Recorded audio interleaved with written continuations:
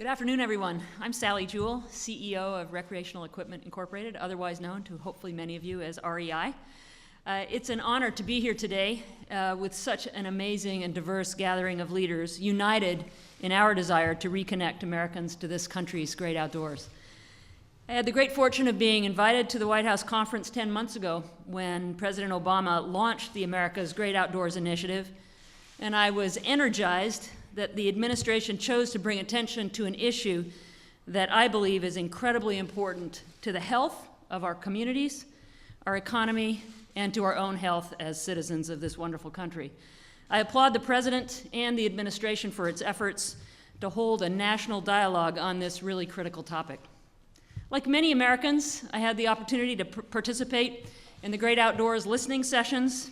And while I was struck by the variety of views, I was also struck by the common themes that emerged from all of our interests. We all share a deep love and relationship with our favorite lands, our rivers, our trails, our farms, and our open spaces.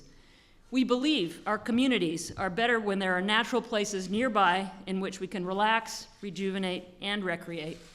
And we all share a deep concern that we must successfully connect today's youth with nature.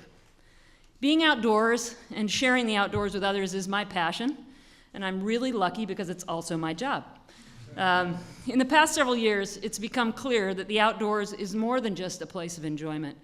It's also a driver of our economy. The outdoor industry accounts for $289 billion in retail sales and services, provides 6.5 million jobs across this country, which REI has about 9,500 of them. We're just one of many businesses, large and small, across the nation that are supported by the great outdoors. The America's Great Outdoors Initiative offers a really important opportunity to build a vision for the future, which the President is here to share with us. It is my great honor and privilege to introduce the President of the United States, Barack Obama.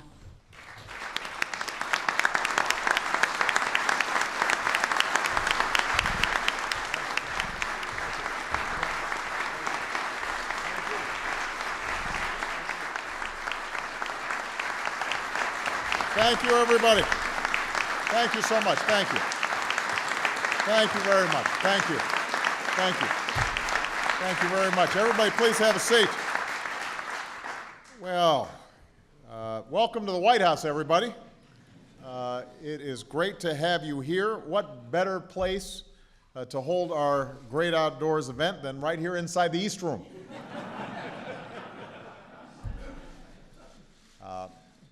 We thought it might be a little chilly for some of you, not the folks from Montana. Now, while an indoor celebration of the great outdoors may seem strange, it is worth noting that the White House is actually inside a 82-acre national park, including an area once found to have the densest squirrel population known to science. This is true. So we've got that going for us. I want to thank Sally for the terrific introduction. I asked her if she brought me any gear. She said that Secret Service wouldn't let her, otherwise she would have. I also want to make a couple of acknowledgments. People who've worked so hard on this initiative, and I want to make sure that they get all the credit in the world. My great Secretary of the Interior, Ken Salazar, is here.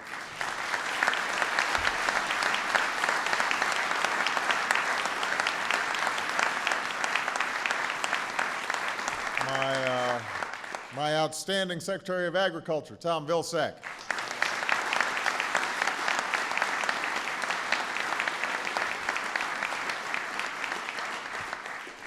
Tom's still recovering from the Super Bowl, big Steelers fan. Went down to the game, all that stuff. Had the towel. Administrator of the EPA, Lisa Jackson.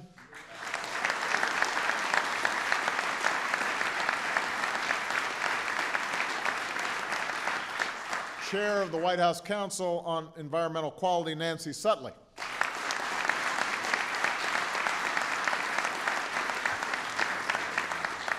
Assistant Secretary of the Army for Civil Works, Jo Ellen Darcy.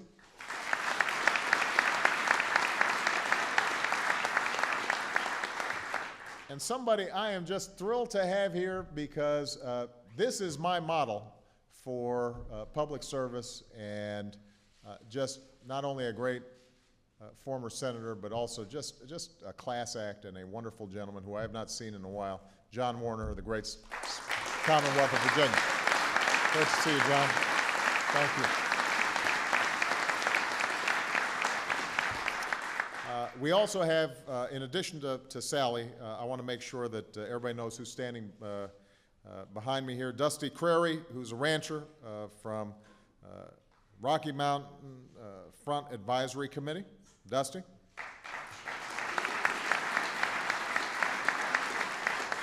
Sam Solomon, the president and CEO of the Coleman Company.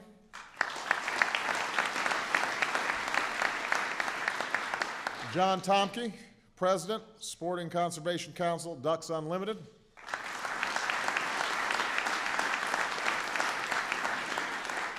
Troy Untelli, Navajo Nation member and the Sherman BIE School.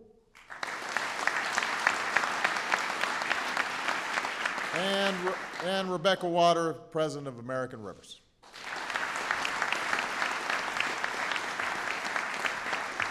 All these folks have just done a lot of work to make this day possible. Now, in 1786, Thomas Jefferson described the view from Monticello. How sublime to look down into the workhouse of nature, he wrote, to see her clouds, hail, snow, rain, thunder, all fabricated at our feet. To most Americans at the time, Jefferson's experience was a familiar one. The vast majority of the continent was wilderness. No matter where you lived, you didn't have to travel far to find acres of open fields and unspoiled forests. But in the years that followed, Americans began to push westward. Cities sprang up along riverbanks and railroad tracks. The nation grew so fast that by 1890, the census director announced that he could no longer identify an American frontier. And yet, in the midst of so much expansion, so much growth, so much progress, there were a few individuals who had the foresight to protect our most precious national treasures, even in our most trying times. So, at the height of the Civil War, Abraham Lincoln agreed to set aside more than 60 square miles of land in the Yosemite Valley, land he had never seen, on the condition that it be preserved for public use. Teddy Roosevelt, of course, our greatest conservation president, wrote that there is nothing more practical in the end than the preservation of beauty. Even FDR, in the midst of the Great Depression, enabled the National Park Service to protect America's most iconic landmarks, from Mount Rushmore to the Statue of Liberty. So conservation became not only important to America, but it became one of our greatest exports, as America's beauty shone as a beacon to the world. And other countries started adopting conservation measures because of the example that we had set. And protecting this legacy has been the responsibility of all who serve this country. But behind that action, the action that's been taken here in Washington, there's also the story of ordinary Americans who devoted their lives to protecting the land that they loved. And that's what Horace Kephart and George Massa did. This is a wonderful story. Two men, they met in the Great Smoky Mountains of North Carolina. Each had moved there to start a new life. Horrified that their beloved wilderness was being clear-cut at a rate of 60 acres a day, Horace and George worked with other members of the community to get the land set aside. The only catch was that they had to raise $10 million to foot the bill. But far from being discouraged, they helped rally one of the poorest areas in the country to the cause. A local high school donated the proceeds from a junior class play. Preachers held Smoky Mountain Sunday services and encouraged their congregations to donate. Local businesses chipped in, and students from every grade in the city of Asheville, which was still segregated at the time, made a contribution.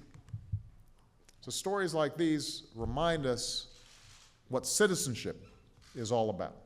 And by the way, last year, Michelle and I we were able to walk some of the trails near Asheville and benefit from the foresight of people that had come before us. Our daughters, our sons, were able to enjoy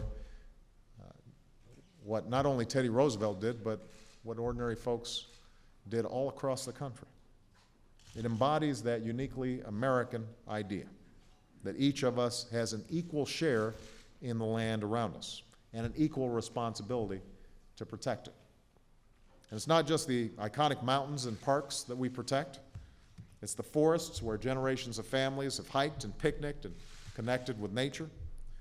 It's the park down the street where kids play after school. It's the farmland that's been in the family longer than anybody can remember. It's the rivers where we fish. It's the forests where we hunt. Now, these days, our lives are only getting more complicated, more busy. We're glued to our phones and our computers for hours on end. Michelle and I, we're constantly having to monitor our kids. Get outside. Turn off the TV. Put away the Skype.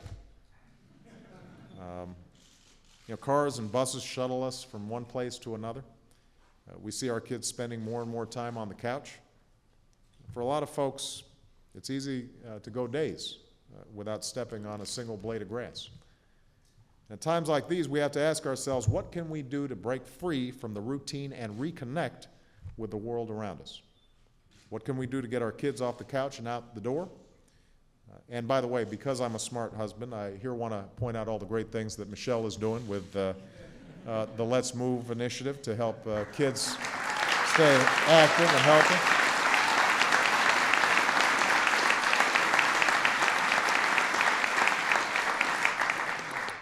Today, our open spaces are more precious than ever, and it's more important than ever that we come together to protect them for the next generation. So, in my first months of office, I signed a public lands bill that many of you worked on that designated 2 million acres of wilderness, over 1,000 miles of wild and scenic rivers, and 3 national parks.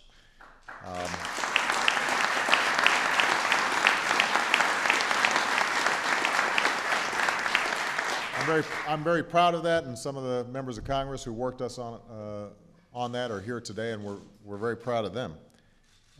But at a time when America's open spaces are controlled by a patchwork of groups, from government to land trusts to private citizens, it's clear that conservation in the 21st century is going to take more than just what we can do here in Washington. Just like the story of the Great Smoky Mountains, meeting the new test of environmental stewardship means finding the best ideas at the grassroots level. It means helping states, communities, and nonprofits protect their own resources. And it means figuring out how the federal government can be a better partner in those efforts. And that's why last year we launched the America's Great Outdoors Initiative. Over the last 10 months, members of my administration have held more than 50 listening sessions with over 10,000 people, from hunters and fishermen to tribal leaders and young people.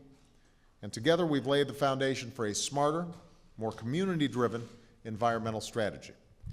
To make it easier for families to spend time outside no matter where they live, we're going to work with cities and states to build and improve urban parks and waterways and make it easier to access public lands. To encourage young people to put down the remote or the video games and get outside, we're going to establish a new Conservation Service Corps so they can build a lifelong relationship with their natural heritage. And this is something I know Ken cares deeply about.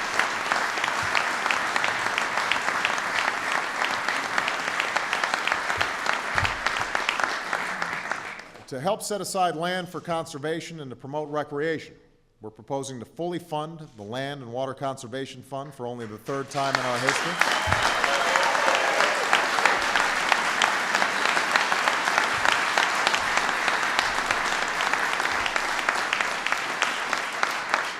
And we're intending to pay for it with existing oil and gas revenues, because our attitude is if you take something out of the earth, you have a responsibility to give a little bit back to the earth.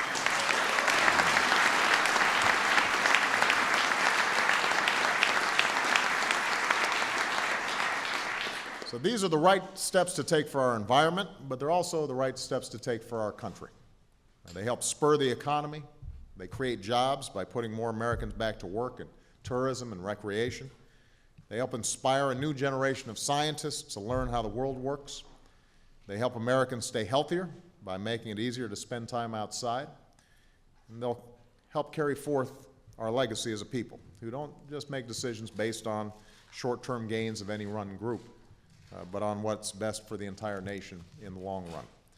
So working together to protect the environment we share, lifting up the best ideas wherever we find them, preserving the great outdoors for our children and for their children, that's our responsibility. The great Rachel Carson once wrote that the real wealth of the nation lies in the resources of the earth: soil, water, forests, minerals, wildlife. Their administration is not properly and cannot be a matter of politics. Something more than politics. That was the call echoed by Jefferson and Lincoln and Roosevelt. It's the call that has driven generations of Americans to do their part to protect a small slice of the planet, and it's the call that we answer today. So I'm grateful to all of you for the great work that you've already done. Keep it up. Thank you, God bless you, and God bless the United States of America.